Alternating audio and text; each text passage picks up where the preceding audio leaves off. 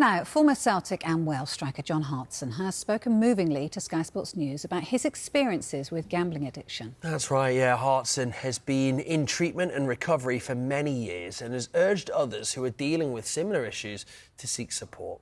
I go to meetings regular, and when I first went 16 years ago, somebody was there to offer me their hand, to give me advice and, that support. And now that's why I continue to go, because I feel I've got a duty to help these other gamblers that are coming through. It's every day. I remind myself every day this is an addiction, and I never get blasé about beating this. But as I said, I'm nearly 16 years clean, and it requires a lot of mental strength. It requires continuing to go to meetings and all these type of things. So any gamblers out there, it's very important that they seek help.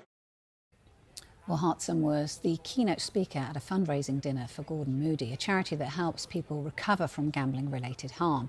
Also at the events was Port Vale manager Darren, who says football must help reduce the stigma and shame around gambling addiction.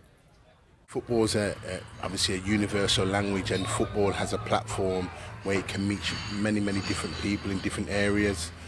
And so you can use football as a vehicle, really, not the beautiful game that it serves. It still struggles on the gambling addiction.